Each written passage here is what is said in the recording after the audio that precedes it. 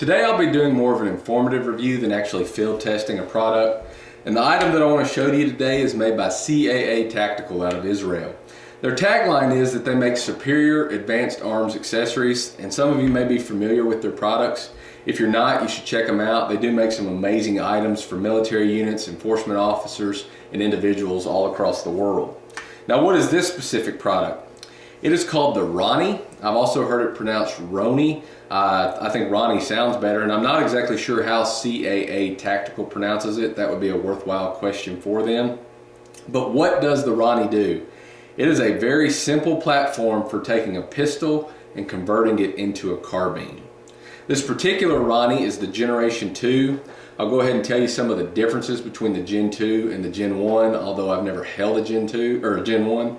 The Gen 2 version of the Roni has a larger ejection port. I'm not sure if they were having brass issues here, but there's plenty of clearance now, no issues there. It also has larger gas ports for better heat dissipation, has a longer accessory rail, and then the cocking handle has a better fit around the pistol, which I'll explain in a minute.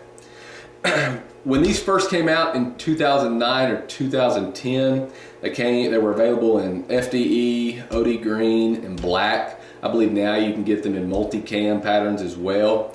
And I'll go ahead and say right now that curiosity got the cat on this as far as me purchasing one.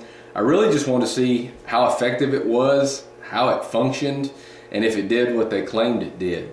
So that was part of the attraction for me purchasing one. The price on them, I believe right now, is $400. That's going to go ahead and bring in the question of, is it worth it? That's for you to decide, although I'll tell you why it ended up being worth it for me. Some specs on it and what it comes with.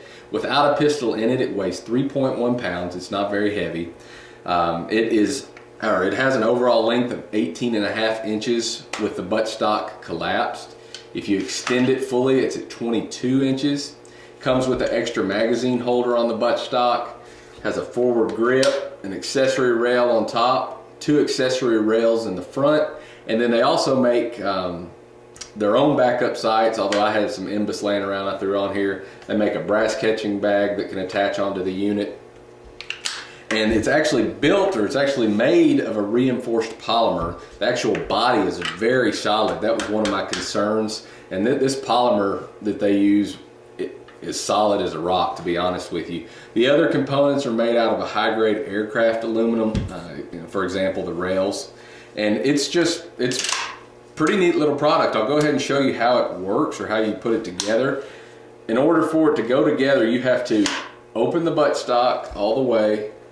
You have to drop the foregrip, and then there's 2 pins. There's one in the front, you pop that pin.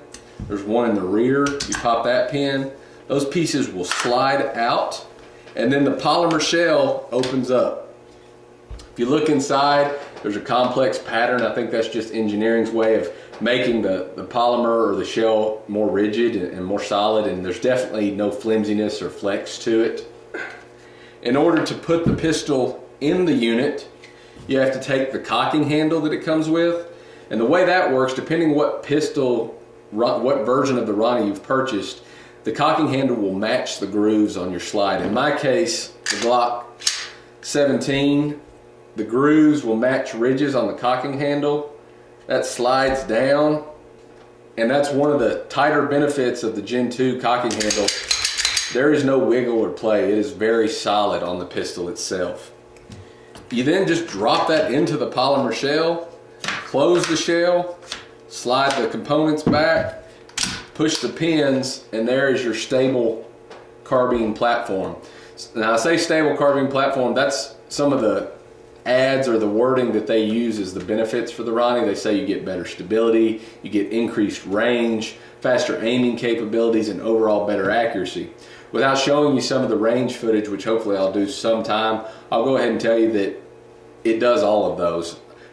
Because that pistol is much more stable now within this shell, I definitely get the ability to hit targets further and more accurately. As far as faster aiming, that's going to be individual preference. For me, when running an optic on this, it's amazing. There's no question it does have a carbine feel to it. I'll go ahead and also say that, is it worth it? Speaking of that $400, For me, the reason it ended up being worth it is I was debating on a 9mm AR platform that I was building what barrel length to use. I didn't want to affect any of the suppression qualities in the AR platform, and so I was really struggling. And by purchasing the Roni, what I was able to do is utilize the pistol barrel length that comes on the Glock pistol with the suppressor that I had, and not have to worry about affecting suppression. And then I could pick whatever barrel length I wanted for the 9mm AR platform, which I did. Now I told you, I run this suppress just to show you that you can do it. And before I put the suppressor on, you have to know that what you will get out of this if you order one is actually missing on mine. I took it off in order to run it suppressed. There's about a 2.5-inch barrel shroud that sticks out here. And in order to run the suppressor, you have to take that shroud off. So I won't screw this in all the way, but I'll drop it in just for video's sake and screw it on a little bit. The clearance on the Roni for suppressors is right at 35.5 millimeters.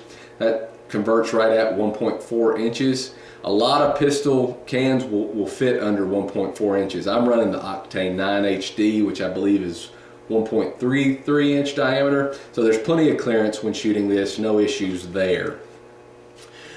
I'll also tell you that for those of you that aren't familiar with NFA law, this has most definitely caused my pistol to have to be registered as a short barrel rifle. That's a turnoff for a lot of people. Again, it wasn't for me because of the AR platform that I was building at the time and the dilemma on barrel lengths. So for individuals that have a SBR concern, they don't want to go through that hassle, this may not be an option. Or, speaking of that, unless something has changed, they have a version of this, I believe it's called the civilian version. I'm not exactly sure the model name or number, but for years it was out of stock, or I don't know if they were redeveloping the schematics of it, but I believe it's available now. I don't know the actual price of the civilian version. Essentially the only difference is that it has a longer barrel shroud from what I can tell, which gives you that overall 16-inch barrel length and doesn't expose you to the NFA laws. I wish I had a picture of that to show you right now, but I don't. So that is the Roni in a sense. It's very simple. It is very solid, very effective. Again, it's $400. That's something to weigh out. While I'm taking this apart, I'll go ahead and tell you that I know they have Roni versions for 6R, Springfield XD, some Beretta models, and then for many of the Glock models. And it's just a real joy. If any of you have any questions or comments, let me know and I'll try and answer those. And I'll also try and get some range footage of the Roni up as soon as possible. Hope you've enjoyed this quick video. Thank you.